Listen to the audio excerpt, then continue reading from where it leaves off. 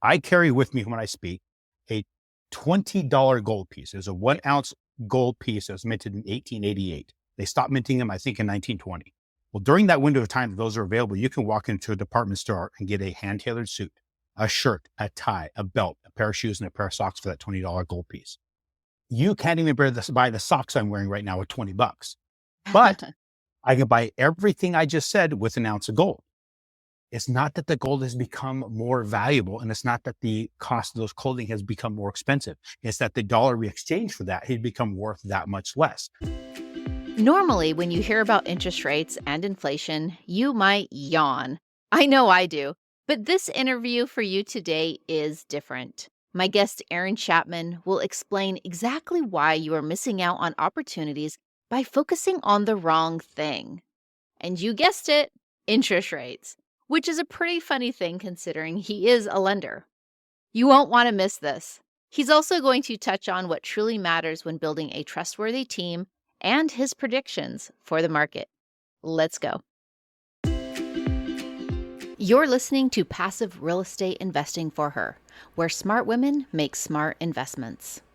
My mission is simple, to show you how to easily invest in real estate so you can confidently build wealth for more security, time, and freedom. Welcome, Aaron. I am so excited to have you here today.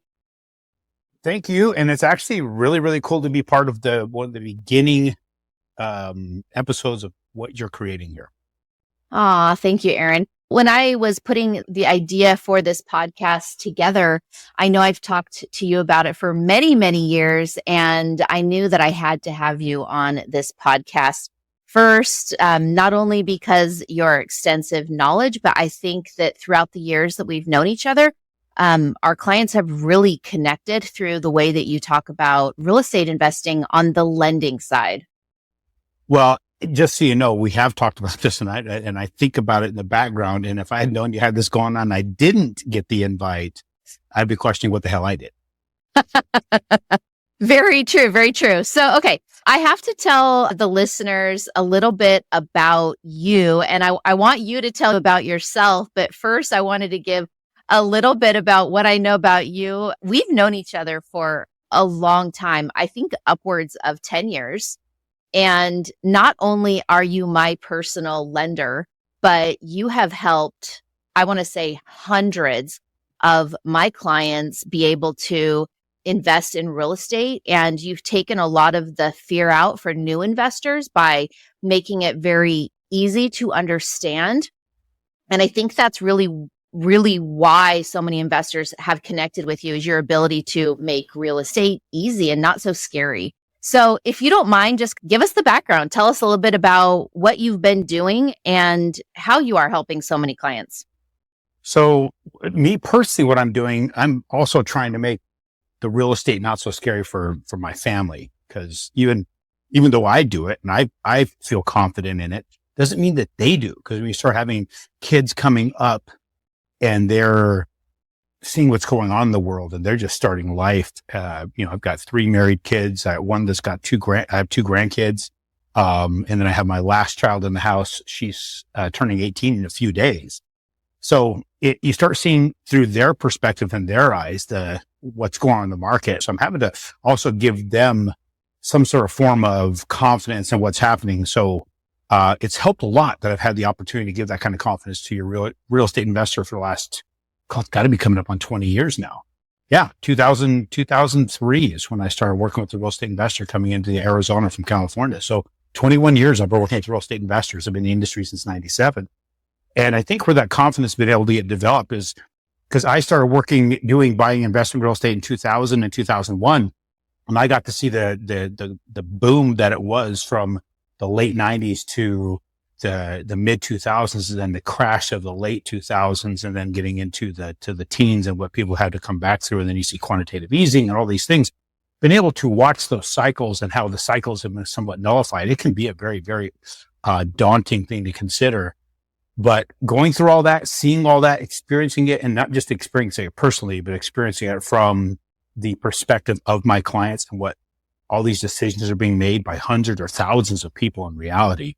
I like to say to a lot of people is good judgment comes from experience and experience comes from bad judgment. Well, my experience not only comes from myself, but watching the decisions that my clients make and who influences on those decisions. Then you get to see, why was that influence being placed, and was it being placed for the benefit of the actual investor or the person selling the investment or selling the loan or selling the insurance or selling the property management? Who really benefited from it? So when you start understanding who's benefiting, then you understand how to properly consult with people when you're thinking about them and their outcome. And for people to really understand why it would make sense for me to really be worried about the real estate investor more so than Aaron Chapman selling a loan, is because the investor has to have a good experience to be able to do not just one deal, but 2, 4, 7, 9, or 12 deals. I focus my energy on deal number 12. If they're successful at deal number 12, that means we're successful with numbers 1 through 11.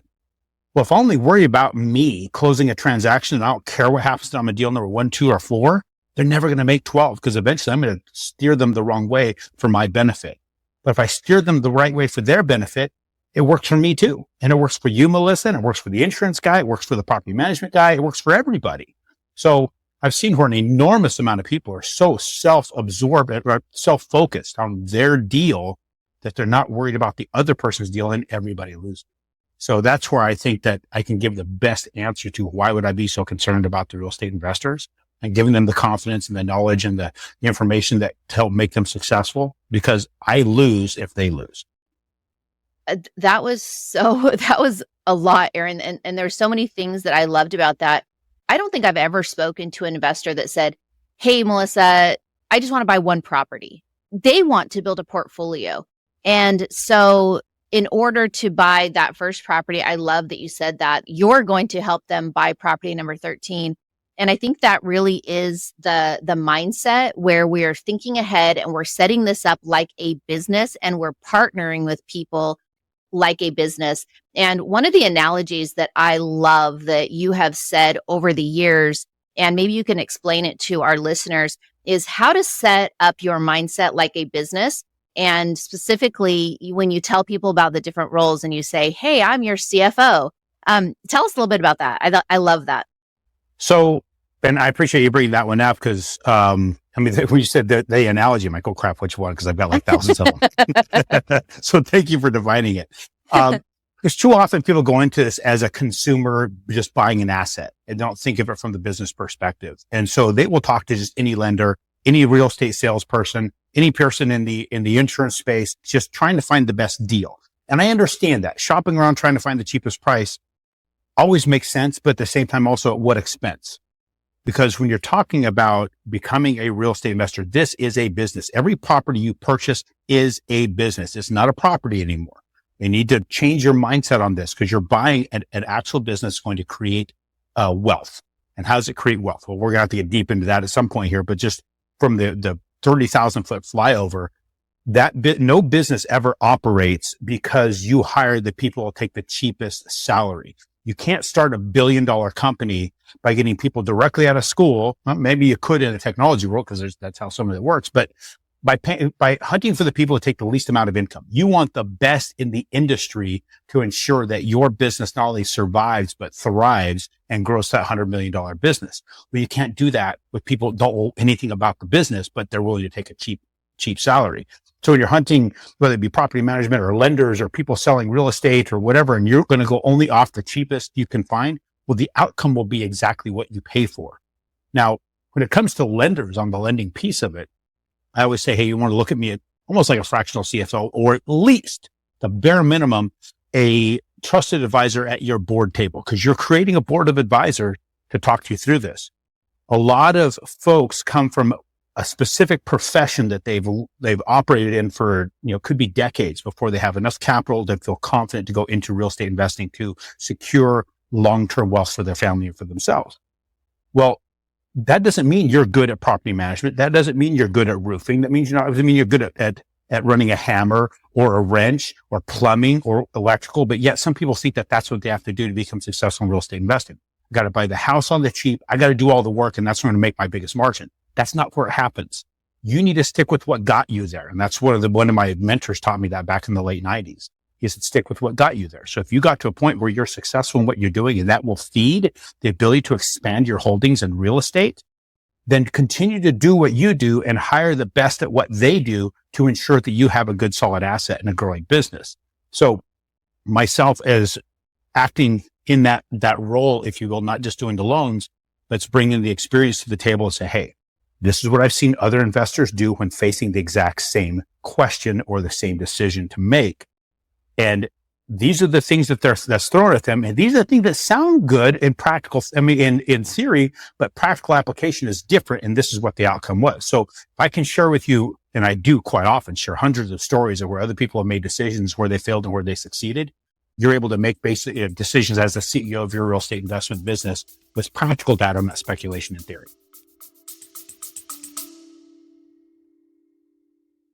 Hey there. I hope you are enjoying this episode. If you're finding this content valuable and want to support my mission of empowering more women to achieve financial freedom through real estate, please take a moment right now to like, subscribe, and share this podcast with a fabulous female friend who needs to hear this. Your support helps me reach more women and make positive impact.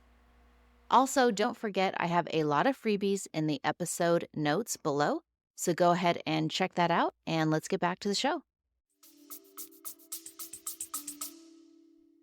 Absolutely. And one of the things that I appreciate when I know that I have a client that is looking for a lender and I send them your way is that you're going to give them that open, honest advice so that they can succeed. And I know that, and I have the confidence in it because you've done it for me. In fact, I tell this story often. One of the things that people are always hung up on is, well, I think I have to make $1 million to invest in real estate. I have to have all this money to be able to keep buying properties, which isn't true. And one of the things that you told me years and years ago when I was kind of questioning the same thing is, how can I continue to grow my portfolio? And you said the biggest thing is that we need you to continue to be able to qualify. And since I'm considered self-employed, you have to make sure that your returns, you're not writing off too much nonsense. You have to have that income to show to continue to qualify on the first one. And then you're going to be using the future rents on the next property and then the future rents on the next property. But you still have to maintain your income level until you can get those real estate write-offs really kicking in for you. And so there at the beginning, I would send you and your team a copy of my taxes before my accountant sent them into the IRS, because you wanted to double check and make sure that I wasn't trying to write too much off and I still had that income to qualify. And that was literally so big for me because I was in this mindset of, I own my own business. I have to write everything off. And you really flipped that script for me. And so that helped me be able to do what I've done and how I've grown my portfolio. And so for any investors or wannabe new investors that are listening, that's the type of strategy that Aaron and his team provide. And you don't have to be self-employed in dealing with this situation, but just any situation, whatever situation you're in, he's going to advise you to help you be able to do it and how to grow that portfolio. So I think that is the biggest piece of why myself and my clients have been successful with you and have been able to grow. And that gets back to the practical application versus the speculation and theory. So a lot of people think, well, I get real estate investing, I get to write off all these things. I'd like to buy real estate where I like to vacation. So I can write off my vacations. I can do this and this and this, which is great, which is what you really want to be able to do. But we also, to your point, want to grab your taxes before you file them, take a look at your returns and say, hey, with the way your return is structured, this is what your income will look like. And this is what your qualifying capability would be with that income. You get to decide whether or not the way you do your taxes or tax returns have been structured between you and your CPA is accurate, or it's like, I really don't need to write those things off at this point. That's your decision to make. We'll at least share with you what the outcome of each one is, or say, hey, your total income needs to be X to qualify for financing. So your current tax returns show you at X, just showing you the differences. So if you want to keep expanding your holdings, so what other folks want to understand also is, sure, that capability to save on taxable income and be able to get pay less in taxes because in reality you're spending money to build your business is great, but also leaves you unable to expand your business. But your ability to expand your business will actually create more tax deductible activity for the future. And this is, again, something you need to work out with your CPA. Our job, and we always take that job very, very seriously, is to give you data so you can make decisions as the CEO of your investment business. We don't tell you what to do. We give you tons of stories and tons of information for you to make decisions with. So when you make that decision, you're confident, you're comfortable, you know what the outcome is to the best of our ability, and you feel confident what you chose to do. And if you chose to do something that prevents your ability to expand your holdings, that's 100% up to you. Now, it doesn't mean there's other types of loans out there. We have plenty of types of loans out there that we can help you get financing done with what they call non-QM or non-qualified mortgage, or what DSCR, direct service coverage ratio. A lot of options out there. We'll do the best we can to define them all. So you can make the best decision for you as the person running your real estate investment business. We're here to back you up. Yeah, well, and that last part that you said too, here's the thing that I always tell people about you is that you are an advisor, but you're also a creative lender. And so again, going back to goal setting with the investor, which everybody should have their goals and what they're trying to achieve and why. And then we're going to put together a plan for you, or whoever you're working with is going to help you put together a plan.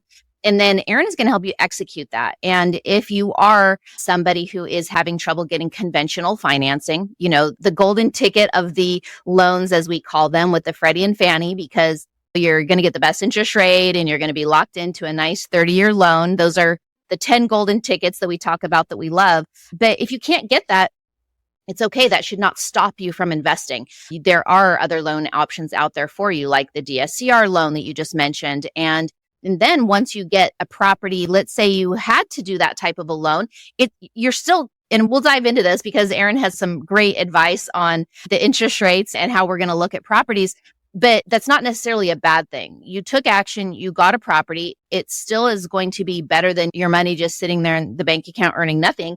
And then guess what? Your second property, your third property, or fourth property, we are now going to have a plan in place to be able to maybe qualify for a conventional loan for maybe your second or third property. Well, and also let me just put this out there. In our current lending environment, anything that has a 30-year fixed amortization to it, and the actual loan will go for 30 years, not a 5-year arm that's a 30-year amortization, but a full 30-year loan is a golden ticket. Because being able to stretch something out, a repayment out for 30 years and actually paying it over that 30-year window, not trying to pay it off early, not trying to add more money to your payments, but stretching it out, you're paying less than what you borrowed. We'll at some point go over that math, but just think of it that way. If you can get a 30-year loan, even if the interest rate's a little bit higher, it's still a golden ticket. We get so wrapped up in what's my interest rate that we completely ignore the total value of the deal because we're so caught up in the one little thing. And let me just tell you right now, let's get your mind wrapped around the one thing here is that when interest rate is what drives your deal, you are now becoming subject to the banking industry to push you around and lead you around by your nose the way they want you to. The other lenders out there that just tout interest rate, they don't understand the value of the deal you're getting into. If that's their selling proposition, you can automatically exit that person with full confidence knowing that that person doesn't understand real estate investing, doesn't understand where you're trying to get. They only have one sales pitch, and it's all it is a pitch. There's no practical data behind what they have because they have no idea what they're talking about. I am so excited to get into this next part, Aaron. That is my favorite part so far, is that little tip you just gave us about interest rate. So let's dive into that right now. How does using a loan to buy a property help an investor to make more money? That is the question. Let's dive into all of that and the interest rate, but also for the people who are listening that say, hey, I don't want to use leverage. I'm just going to pay cash for a property. This kind of goes into the same conversation. So take it away. Deep into that conversation. Really, really deep. So this means you're going to have to get your calculator out, Melissa, because we're going to have to do math. Aaron, get your calculator because I do not have one on me right now where I'm at recording this. Okay. If you don't have your phone that has calculator mode, well, that's fine because I have all of it memorized because I've done this presentation thousands of times. I hid my phone so it wouldn't distract me. Well, I got mine sitting right here, and I'm trying to stay focused. I'm teaching myself to focus. But everybody else who's listening, get your phones out, launch your calculator app, and let's talk about this for a second. So what we're going to talk about for mainly is we live in an inflationary environment. Understanding that inflation is definitely everybody's feeling the beating that it's giving us right now. The enormous amount of money that it takes to continue to exist today versus what it was even 5 years ago is crazy, or 3 years ago, or 4 years ago. We've seen the statistics where just in the last 18 to 20 months, a person would have had a normal family would have had to increase their income by $11,000 a year just to exist in the same level they did 20 months ago. That's insane, but that's the reality of the world we live in. So how do we flip this inflationary environment to benefit us? So let's start with some baselines. We're going to say you're finding a $200,000 property. You're going to put 20% down. You have a 30-year fixed loan. You're going to rent it for $1,800 a month. You're going to make $100 a month in cash flow. So traditionally speaking, from anybody who's selling investment real estate, Melissa, does that sound like an amazing deal to you? Well, I mean, $100 yes. a month cash flow on a $200,000 house. Does that sound amazing? It does. It does, because I know the other benefits of real estate. So Melissa is a person that gets it, where your average person like, why would I buy it? Here's what they say. Why would I spend $200,000? This is the mindset of the average person to only get $100 a month in cash flow. My cash on cash return is crap. Yes, the cash on cash return is not sexy at that point, but let me explain why it is an extremely sexy number we've got going on here. Here's the benefit. There is hundreds of people that will be looking at the exact same deal that you would be in this environment, and they will think what I was just saying they would think. That's not a good deal. I'm not going to take it. Well, let's break down the deal. So we're getting a $200,000 property, putting 20% down. Well, 20% of 200,000 you'll find is 40 grand. So that's 40,000 invested in your down payment. That means you're going to get a loan amount of 160,000. Now, let's just say, and this is not where we're at today, but let's just say between the lender fees, title, appraisal, taxes, insurance, all the things you have to spend money on, cost to close is $10,000. That's excessive. That's more than what we're seeing these days. We're seeing a little bit less than that, but let's say it's 10 grand. That means you're going to invest $50,000. You're buying a $200,000 asset. You're investing 50 grand. That's your investment. Now, we talked about you being the CEO of your real estate investment business. We talked about you getting a board, a group of people that you trust to help guide you through this. If you do that correctly, you're able to find a property you keep reasonably rented the entire time you own it. You're able to raise rents and it appreciates. If that is the case, your tenants pay off the $160,000. So that loan will be paid by your tenants over the 30 years that you own that home and have tenants coming in and out of it. So when you take that $160,000, you divide it by 30, which is how many years it takes for them to pay that off, you'll find it's valued at $5,333.34 per year, but they're averaging over 30 years. I realize there's an amortization table. We're not going to get deep into that. We're just averaging this thing out because that's your most conservative path. So that means your $50,000 you're invested, $40,000 down payment, $10,000 costs. Again, this is a rounded up number just for the sake of running quick math. And they're paying off $160,000 at $5,300 a year. That means your investment of $50,000 is growing by 10.6%. 10.6%. Their S&P is not even coming close to that. They're within 2 points of that, but you're growing your initial investment by 10.6% every year somebody else is in there paying off your mortgage. That's just paying off the loan. Now we get into the rental situation. Because we're in an inflationary environment, we're able to raise rents. We get appreciation on the home. So homes are appreciating right now. If you look at Case-Shiller around 6-ish%. Case-Shiller, Black Knight, CoreLogic, those guys. So we're going to cut that way down. We're going to say the place you're buying at has a traditional and will only generate 2.5% appreciation. You're going to look at that and say, that's not enough. I don't like that idea. I need to go 6, 8, 9, 10%. Well, let's look what 2.5% does. If you have a $200,000 house that appreciates at 2.5%, that's $5,000. So take that 200,000 times 0.025 and you'll find this $5,000. That is another 10% on your $50,000 investment. Before any cash flow comes in, before any tax benefits, you're literally, by paying off your mortgage, having your tenants doing it, by your house appreciating by a meager 2.5%, averaged over 30 years, you're getting another 10% per year. That's 20.6% per year your investment is growing by. Nobody would bitch about that. But the problem is nobody's looking at that.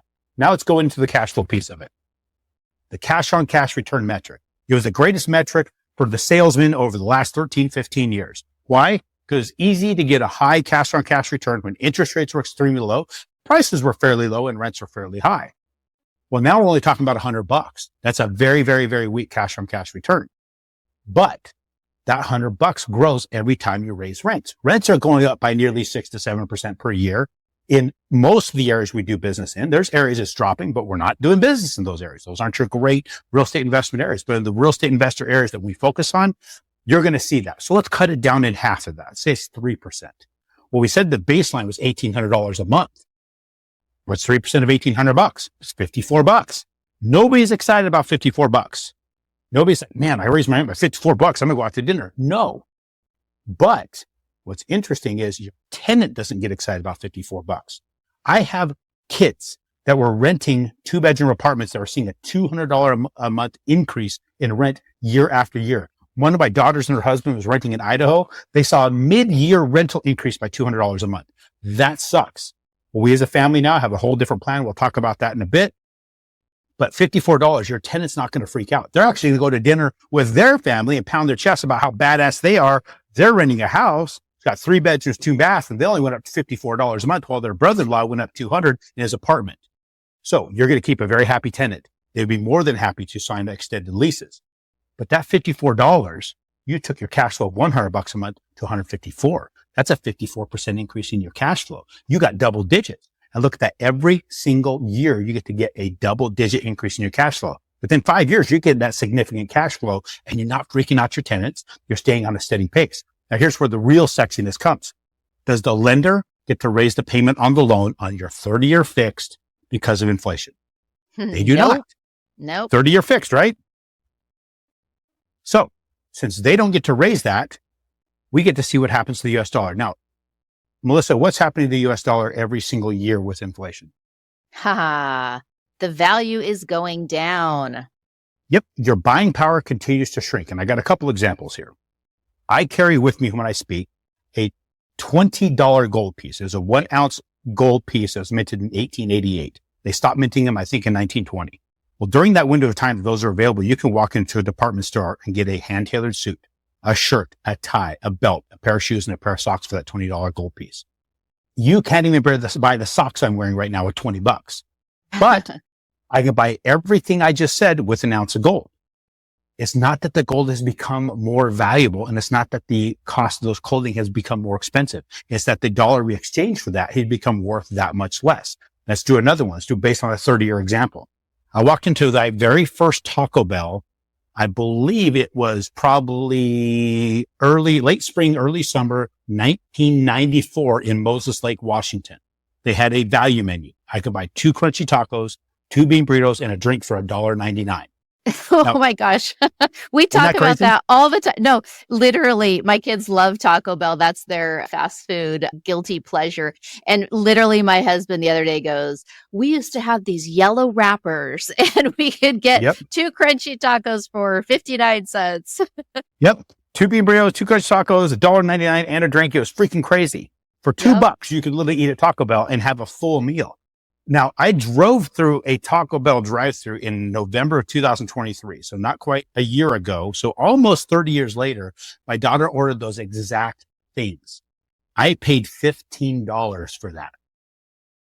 Now, Melissa, has burrito construction become more expensive? Well, no. No, it hasn't. The dollar we exchange for it become worth that much less. Yeah. So how that benefits, and when you do the math on that, that's a 750% swing from what they cost you and I in high school and college age to what our kids are paying for it at the same age later, 30 years later. So what does that tell you as a real estate investor? That the dollar you're giving the lender is worth less and less and less. Now, people talked about the 30-year fix being a hedge against inflation. They've talked about how it protects you in all these different ways, but nobody's ever put a dollar amount to it. I have. So when you pay today's interest rates on the 30-year fix on the house we just talked about, $160,000 loan, you're funneling your tenant's money through your pocket and into the lender, you're going to give the lender $402,000 in change in principal and interest. This is where the old advice comes from your grandfather, your parents, and David Ramsey is to pay extra and pay off your mortgage early. this is where I'm telling you, don't listen to them when it's an investment property. If you want to do that in your primary, fine. I got reasons not to. We'll get into that if we get to that point. But the reason you don't want to do it on your investment property, because as you're paying it back to the lender, you're actually giving them less and less and less. So when you recalculate the value of the dollar, every single time it leaves your hands and over that 360 months, actually giving them back $154,000 in actual dollar value after inflation has eroded its buying power. So the longer you take to pay, the less you actually pay. So instead of taking extra money and doing a debt snowball and paying off a house, use that to reinvest somewhere else. Let's get to the point of paying cash for houses. Somebody says, hey, I'm going to buy a $200,000 house and pay cash for them to get better cash flow. But if you took that same $200,000 and spread it over 4 houses, you'll start to see here your cash flow. You get to increase your rents on 4 instead of 1. You'll get a compound growth on those 4, and you get the appreciation on the 4. You get the amortization on the 4. And when you get 30 years down the road, you may have made $700 a month on the 1 for 30 years, but instead you're going to make thousands per month on the 4. Plus you get all 4 paid off. Plus you get the appreciation of all 4. Plus you get the tax benefits of all 4. If you have an individual scenario you want to run by, we can sit there and longhand that some bitch out. So I can show you exactly how much you're losing by paying cash for something versus leveraging it. So many golden nuggets. And I'm laughing because I have literally heard you say these words for the last 10 years. Aaron, I remember I had a client that we were working together with it was in the middle of, right at the beginning of COVID, when the news came out and we had a lot of people in escrow and everybody was freaking out going, oh my gosh, what's going to happen? And I remember we had a lot of these conversations with people trying to, and I use this example because we always think in our minds, like, what is the worst case scenario?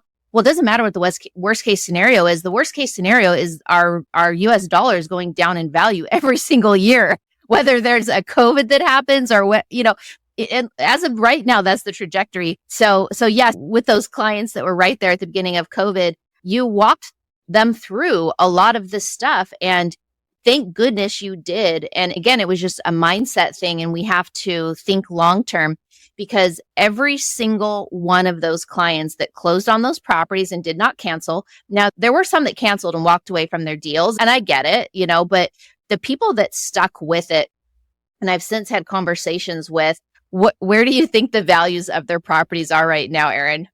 Oh, there's some that seem 50% increases, at least, if not more. Absolutely. From the time where they locked in those loans and closed on those properties to what the real estate appreciation has gone to, plus the inflation of the US dollar. I mean, they're sitting pretty good. They're pretty happy right now.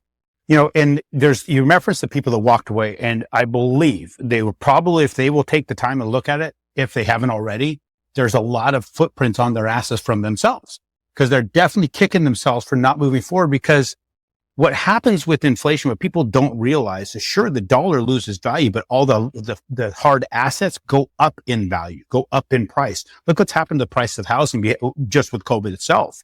COVID had this massive, massive jump because so many people wanted away from multi-unit living to single family living, because you've got the neighbor next door. You can't go outside. He's not working. He's in beating his kid and he's drinking all day long. You got to deal with that. You have to have your kids inside a 2-bedroom apartment doing homework and trying to do online schooling. It was quite the mess, and it drove the value or price of housing through the roof. The other thing the inflation does, even though inflation is eroding your dollar, but it's driving the price of your hard assets through the roof. Look what's happened with, like, when the interest rates dropped after COVID, because they injected, over $1 trillion into the market in 10 days. That's the only reason our interest rates are lower than what they are today. Today, it's about the average rate you will see going forward, in my opinion. You go back before the crash of 2008, before they started quantitative easing, this was about where the rates were during that window of time and higher. Now, anytime it went lower, it's only because of quantitative easing, when the Federal Reserve took $8.9 trillion and dumped it into the market to buy mortgage-backed securities to drive our rates down. But what did that do to the price of housing? So if you're in a position right now, if you're buying homes, like, man, the rates are so high. But if the rates do go down, something happens, our federal government decides to do more quantitative easing. I don't think they'll do that under the command of Jerome Powell, but they may have the next person in charge.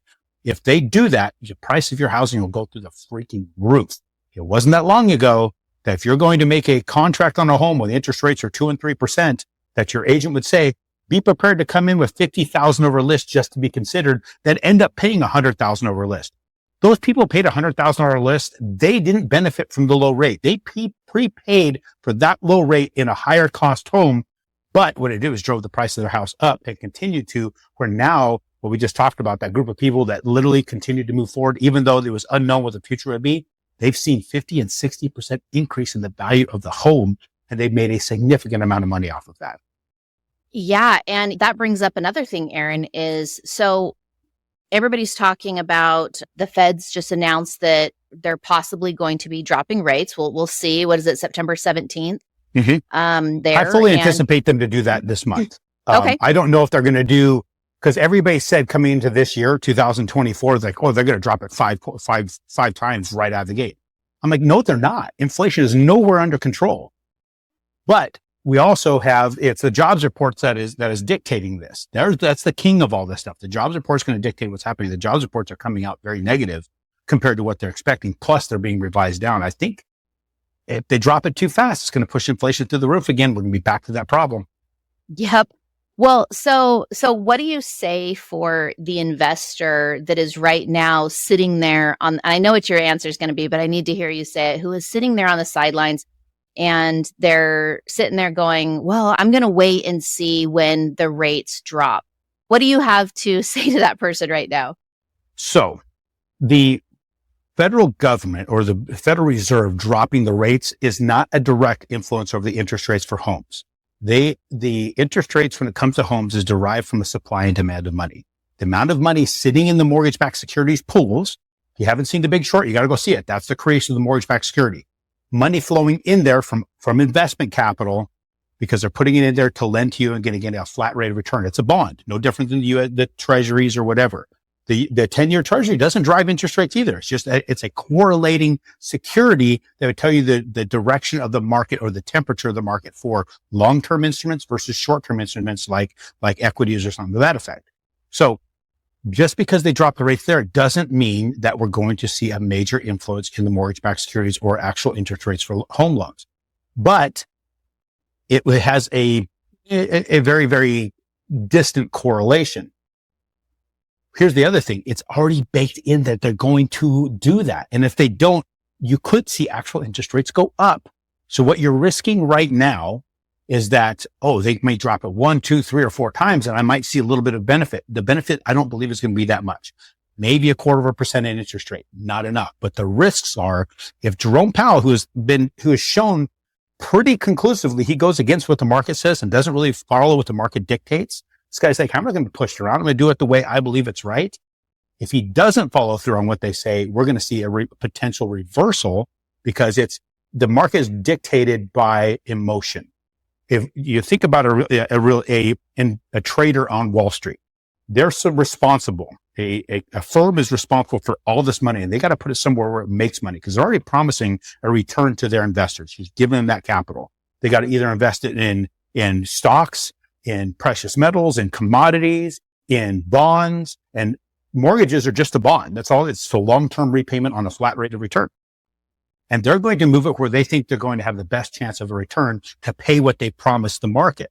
Because if they don't get returns, they fail and they're going to lose clients. So they've got to perform. Well, if there's something out there that happens that says, no, we shouldn't put it over there, we need to put it over here, they're going to be moving it where they need to.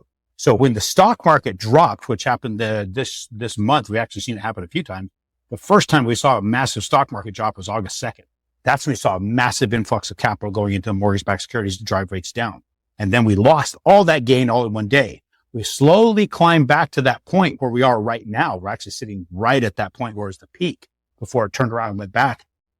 We may be sitting at that peak right now. I don't know if we get into a better spot. So the risks are holding out too long rather than just saying, hey, did this deal work? Am I going to have can it stay reasonably rented the entire time I own it? Is my tenants going to pay it off? Can I raise rents on it? And am I going to get appreciation? If you can get those things, you should be moving forward. If you're waiting for some miraculous thing to happen in the market, it's like sitting on the sidelines as a star football player, waiting for the perfect play to get on the highlight reel. The only people on the highlight reel have their ass on the field now. If you're sitting and waiting or sitting way in the stands waiting to get on the field, you can get trampled by everybody else when they find that perfect time that they believe it is. Get on the field now. So if you're on the field playing right now, you will be on the field when the perfect time happens, and you'll already have other deals in place at the same time. I love that analogy too, is because going to that analogy and taking it further, what are you doing when you get on that football field? Every day you're practicing, right? And 100%. there is no better way to learn how to do real estate than doing. It's not all going to be rainbows and unicorns and roses. We talk about that often, Aaron. There will be a time when you're going to have a tenant issue. There will be a time when you're going to have a maintenance issue. And the only way that you learn and you grow is by doing and getting those reps in, getting that practice in. And so as long as the maths and the math makes sense. And again, going back to what you said, we're looking beyond the cash on cash return. However, we do want to make sure there's some type of cash flow coming in. I think that is really important, whether it's $25, whether it's $200, because that money you're going to put aside and you're going to put that into a savings account. And that is going to be money that you'll have to build up to pay for that property when those expenses come up. And I 100% agree with that. If you can, because you can find the cash flow's out there, but if that's your total focus is your cash on cash, you're going to walk away from phenomenal deals because your focus is on the cherry on top of the sundae, not the sundae as a whole. Absolutely. And, I don't know about you, but I don't know anybody that's getting rich off of cash flow. No. And here's what I have seen. The people that have focused on cash flow, especially in today's environment, they have bought C-class properties that may have great cash flow during the time they have a tenant in there. But when they tenant turn, all the cash flow they got has to go back into turning that house. So they're not getting any cash flow. And they're also not seeing massive appreciation because that particular market's not appreciating very well. Yep. So there's huge risks in being so narrow focused on where a great real estate investment deal is. Now, doesn't mean that there isn't some of those deals out there, but I've talked to a lot of people. I was like, well, man, it wasn't that long ago. I was buying things with a 12 and 13% cash on cash. I'm like, the market's changed. And if you want to step into that particular world, you're putting yourself at greater risk because of that environment. You have to try and get that in. Yep, absolutely. And by doing, we're learning, we're putting in the reps. And I know based on my experience, what I've done to build my portfolio, I now know what I'm looking for, what I want in an investment property. I am prepped and I'm ready to go. If there is an opportunity, I'm doing it, regardless of what's going on with the interest rates. 100%. I think a person always need to be ready to find the deal because the deals are all out there. You need to have your head up, looking around, knowing what your benchmarks are. And if it fits it, and you move forward. And also having, and I learned this lesson, you taught me this lesson as well, is always have a pre-approval ready to go if you're actively looking in the market. I know I kind of sent out a few frantic texts to your team saying, I need a pre-approval right now. I'm putting an offer in on a property. And I know that you guys do it and you helped me out, but also that's a little bit stressful for everybody. And I could have potentially lost a deal. Yes, always have that in the ready. Now, one thing that we have is because a lot of people say, well, how long is your pre-approval good for? Like, really, it's as good as your situation stays the same. As long as you don't, not losing your form of income, or now all of a sudden you've spent all the capital you had in your bank account and all these things change, or your credit just took a massive hit. But our credit reports are good for 120 days. From the day that we run the first credit report to the day that we fund it, as long as it's in that 120 days, I can fund 5 deals out of that or 10 deals out of it. But it doesn't change, means you have to pull your credit 4 times a year, but we can keep you in a perpetual pre-qual, ready to go and have a letter in hand, ready to rock and roll the next transaction. A lot of people will think, well, I'm going to hold out till I find the perfect house and then I'll get my credit pulled because they're so worried about their credit score, which you should be. But it's like 4 points and it crawls back up. Those 4 points go right back onto your score within about 90 days. So if you're continually perpetually having it updated every 120 and keeping a perpetual pre-qual in place, you shouldn't see a massive influence on your credit score. I think that people have been so shell-shocked by credit score movement that they're afraid to do anything. If you've got a good lender that you can trust to make sure your stuff gets done, and that's what's really the most important thing. I know people are, it's cost driven or interest rate driven. We're all very close to the same. That's a barrier to entry. But somebody who understands real estate investing and owns real estate themselves and can coach you through this, make sure that you're successful, all that other stuff is mitigated by being able to get the deal done. Yep, absolutely. So to pivot just a little bit, I do get this question a lot. What's driving the price of real estate? And it comes back to supply and demand. So where is all the supply, Aaron? Why do you think that we don't have that supply, which is why real estate is going up, skyrocketing? Well, a lot of the supply, I believe, has dissipated because your National Association of Home Builders has focused really heavily on your multi-unit over these last few years. There was such a big drive for just places to live. It was much easier to take a plot of land and go upward than it is to go outward, and they can fit more in it. The other thing of it is just the cost of construction has gone through the roof. When you had what happened with COVID, with the shutdowns and with supply chain was completely off. Now the cost to construct something is significant. Also, permits and all that has not been what it used to be. So those things have had a massive impact on them. Let's talk about something that's probably even a sensitive subject for a lot of folks. Look at what's coming over our border.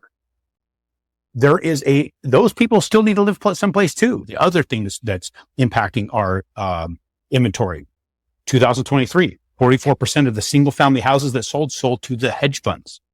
It is estimated that by 2030, they could control 60% of the single family rentals out there. So we're losing to corporations that have large amounts of capital to buy these houses. So we as real estate investors are losing a lot of opportunity out there for multiple reasons. That's why I'm telling everybody you have to have your head on the swivel all the time, always have a pre-qual ready to go and buy what makes sense so you can start taking back one house at a time, because we're losing it in vast quantity because we have major, large groups, whether it be political groups, whether it be corporate organizations, that are taking them in mass.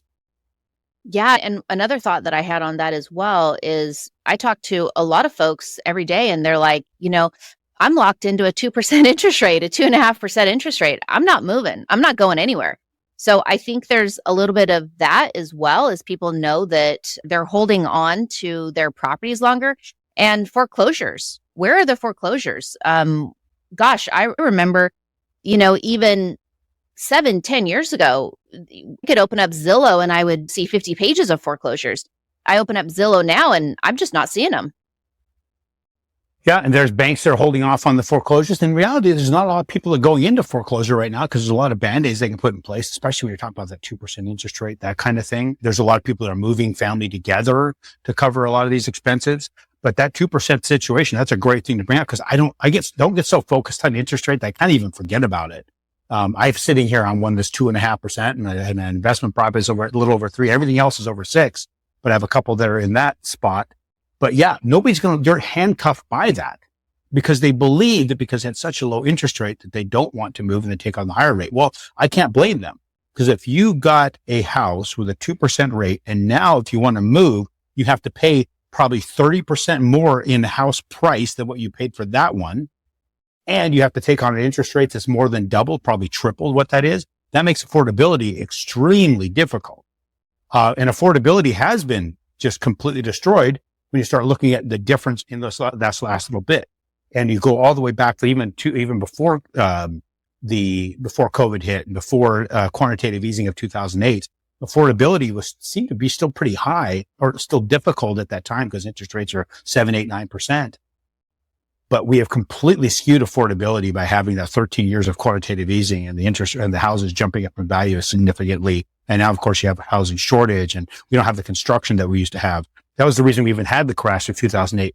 Overconstruction, not enough demand. Now we have extreme demand, not enough construction. And then you have all these other factors in place. It's a pretty wild position to be in. What does that mean for you as a real estate investor? If you find a deal and it makes sense and it pencils out with your baseline, you start looking really seriously at getting that deal and locking it in for 30 years because everything we've talked about is only going to push the value of that house up.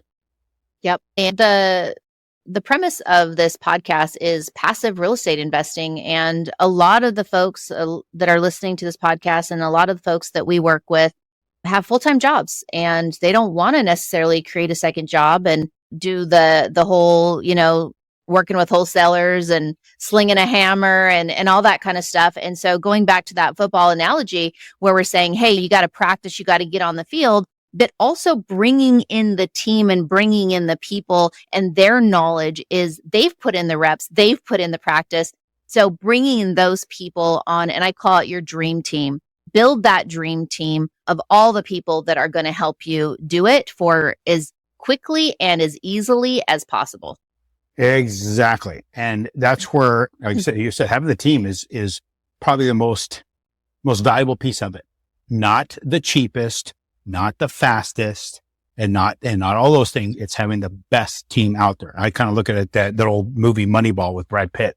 Right? He didn't have the biggest names. He didn't have the fastest people. He didn't have the highest paid people. He actually had just a great team that worked together and became something that they'd never seen. That's what we're proposing here. I know we talked about your app previously. Can you tell people a little bit about your app and where they can download it and what it's all about? So we talked earlier about the time value of money, how a 30-year fixed with inflation is a 30-year fixed that hedge against inflation. So the value of the money you're giving back is actually less and less and less, and the lender's actually making less. I was theorizing about this on a podcast, much like this, about what you really pay when you're paying it over a 30-year period. We couldn't come up with a number. It just so happened the professor of the accounting at Kennesaw State University happened to be listening to that podcast. He reached out to me and says, "Hey, I would love to have you come speak to my students," which I did. And then they, as a group, he and some of his students, I think he did most of the heavy lifting, if not all the heavy lifting, created a tool for me to calculate this out. I took that tool, handed off some app builders, and we built an app. And now unfortunately, right now, the Droid one's not working right, but you can download it off of your Apple store. That's called the QJO investment tool. Now, when you download this, upper left-hand corner is a question mark, goes right to my website. You can ask for the videos on how to use it. You can then go through it and download this app, and you can calculate not only the time value of money, but calculate your reserves. You can calculate your Schedule E off this. A lot of people don't realize that when you get really, really crazy with your Schedule E, you can show yourself losing money on your real estate. So therefore, it prevents you from having to pay excessive taxes. But you put yourself in a position where you're actually not able to qualify. There's a sweet spot there where you actually show a negative income for taxes, but a positive income for real estate, for your lending. And that's what calculator is designed for. It's the first time that calculator has ever been released to the general public. And that's what our underwriters use to calculate your income off your Schedule E, which is your schedule that calculates your returns for your real estate. So that's another good one to have. So what you'll do is just download that QJO investment tool. It looks like a gorilla on it. Click on that, click on the question mark and ask for those videos on my website, and my assistant Bree, just give your email address and make sure you get them. Amazing. I'll put Aaron's email in the show notes, and I'll also put the app information in the show notes as well. And I have a really amazing spreadsheet that I use every single day. I cannot survive without it. I had an engineer build it for me as well. I kind of geek out about spreadsheets and I'm obsessed with it. But one of the tabs at the bottom, we've got our normal 1 year pro forma, and then we've got a 30-year pro forma on there. The tab that's my favorite is called the 7 profit centers of real estate. It literally says, okay, this is your first profit center, leveraging. This is your second profit center, cash flow, principal reduction, first year appreciation, potential tax savings, yearly rental increases, and then inflation. So it's kind of cool to see. And if any of you are interested and want to test this out, again, just email me and I'll have a link for you. But I was running a property on this the other day for a client, and the purchase price of this property is $167,000. This is in Birmingham. The rents are $1,425. If we just look at the cash on cash return for year one, it's maybe 7%. But going back to all these profit centers, Aaron, based on this property, the actual return on this property by year 10 is 335%. There's nothing. I don't care what anybody says. There is nothing out there like this. Show me. I will test you, people. Show me where you can get an investment like that, where the lender says, hey, I'll put up 80% of this deal for you. You only have to come up with, on this deal, $38,000. Let's just say $40,000. I only put up $40,000. And it's just insane to me. It blows my mind.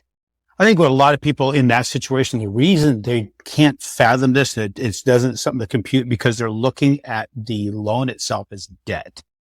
Yes. When you take it off as debt, you put it as a business partner that's helping you acquire an asset that only gets paid. They gets paid just a piece of the deal, but they don't get any ownership in the asset. Literally, they're just getting paid back what they lent you. And you stretch it over the period of time or what they invest in the deal, They're not even getting paid back what they invested because of how long they take to receive it. And you get to keep the value of the asset, the tax deductions on the asset, the cash flow on the asset. You get all those things. It's crazy not to go in that partnership. The problem is people have not thought of it that way. They're so debt adverse. They don't realize it's not debt. It's a massive asset. And these lower interest rate deals, single interest rate deals, that is even a greater asset. Once you're able to wrap your mind around this and start seeing where the true value is in the real estate, and it's in the ability to leverage it, then once you understand that, everything opens up. And the only way to understand is actually get out there and do it. If you're not doing it, you're not going to be able to wrap your head around it. You have to see the outcome. And it's not going to happen the first year, may not happen the second year, but you'll probably your 5 and 7, you're like, wow, I jumped in. I started moving. I picked them up. I did one after another. And now when I look at this and I run the thing on my total value balance sheet, this is significant. And it's amazing to me how often people will do the exact same thing with stocks. Well, look at the value of this over here, even though it's unrealized. They have not sold that stock, but they'll sit there and pound their chest over the value of it. But you have nothing in hand that you can actually, there's nothing tangible. All it is a digital ownership of something that they're telling you this is digitally what it's worth. When it comes to a house, you actually have an asset that you can sell and move, and it's not subject to it's subject to the market, but also you actually have something that you can put somebody in, put use to it. You can't rent out your stock. You can't have somebody else pay you to use that stock in a way you can when it comes to options or whatever. That's a whole other question, other conversation. But real estate is a massive, massive money-making opportunity. It's wealth constructing.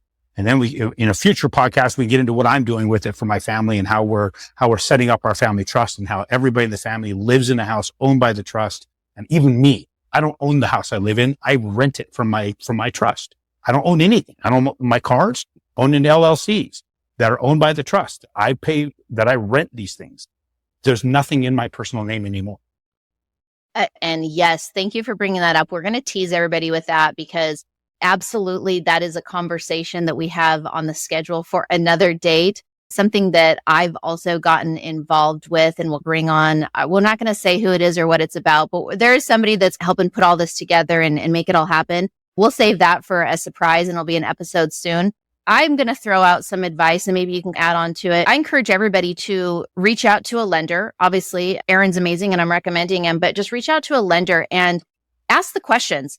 Too many people sit there and go, oh, I can't do that. Only this person can do that. They make more money than me, or only it's not possible for me, or whatever those restricting beliefs are. But talk to a lender, find out like, hey, what is it going to take? How much do you need to have? Do you qualify? If you don't qualify, what do you need to do to fix so you can qualify?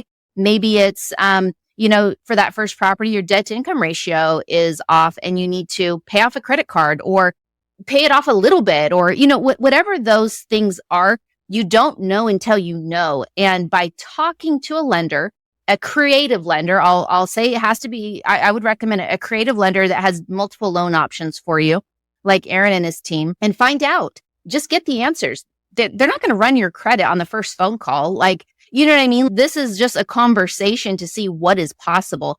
And then if they say, yeah, you can do it, then you go, great. Now we're going to put together my goals and my steps to make that happen. And then you just built your first partner in the process. So I 100% agree with find the lender that you can trust, that you can work with on that whole thing. Parts of the questions you want to ask them. One, do they invest in real estate? Do they understand what you're trying to do? The other part of it is how long have they been in business? If they're a person who's been doing business since 2014, 15, anything since 2010, you may want to question whether you work with that person because they got into the industry during a window of quantitative easing. They don't understand any cycles or understand true real estate investing. Real people that say, I'm a experienced real estate investment lender, but I've only been to lending since 2014 or 15. There's not a lot of experience there because that was during a window of time when money was so dang cheap. Everybody was a real estate investor. Now is when the rubber's really hitting the road and whether or not they know their way around this thing. The other thing, the best advice I can give anybody is an old saying that a buddy of mine, Joel, says all the time. It's the start that stops most people. Just by starting, just by moving forward, just by taking a single step, you are now outdoing over probably 80 to 90% of the population, the people that do not take a step whatsoever. They'll talk about it. They'll say what they want to do, but they don't do anything. So just by taking that one step, connecting with somebody, getting an understanding of what you're capable of, and then contacting Melissa. And then we got that other person that she teased about that we connect you with. Those are the people you'll talk with and put into your circle. And you're already excelling past the majority of the people on the planet. You're becoming one of those few, one of that I'm going to call them elite, but you're part of that small percentage of the people that take action. Action is what moves. You can be like a deer in the headlights. There's a reason why people bring that up, because they just stands there and gets run over, or you can just move. All you do is just jump. You get off the road, you keep moving, you can continue to survive, not just survive, but thrive. Aaron, that was perfect. And also, that's the reason why I started this podcast, is to inspire to be able to take action, to have the knowledge to take action. I've interviewed a lot of amazing people so far. The episodes haven't aired yet, but we're talking about women who are everyday people. You know, sometimes you think an investor is this, they came from wealth, or you think this word investor is so intimidating. But I have clients and people that I've worked with who are teachers and firemen. And yes, of course, we have the doctors and we have, you know, whatever professions, but for the most part, everybody wants to change their lives. And that's why we're doing this. That's why we invest in real estate. We're trying to create financial freedom for ourselves and our family. We're trying to take control. And I think the word that I like is empower. We need to empower ourselves with the education so that we have control. Do you have anything else to add? Well, one thing that popped in my mind when you were talking about folks and the different ones of teachers and those who we've helped that thought at one point that it was impossible. I remember getting a phone call from a client of mine in tears, thanking me because she just closed on her 10th home. See, unfortunately, me in my world, I'm just charging away deal after deal after deal. Let's get deals done. Let's take care of people. Let's make sure that they're on the right track. And it becomes almost mechanical. I forget about what changes happen sometimes. And she was a social worker in California. She believed that let's think about what a person makes as a social worker, especially in the state of California. When you consider the cost of living there, she thought that she would die in that role. I've got a lot. We closed on the 10th house for her in a matter of, I think, a couple of years, and she saw light at the end of that tunnel. She saw that she was not going to be in that role till death. She called me in an emotional state, thanking me profusely for changing her life. We see people's lives change. And it happens often enough that sometimes we forget about it. But that's something that we expect to have with you. You have to make a step, though. You have to start. That start comes with a phone call. And Melissa's going to have my contact information on the show notes, the videos where I'm having my assistant send them to you right now, Melissa. So you guys will have that to download for the app. We're here for you. Aaron, thank you. Thank you so much. It was a pleasure speaking with you. And until next time, I look forward to it. Thank you.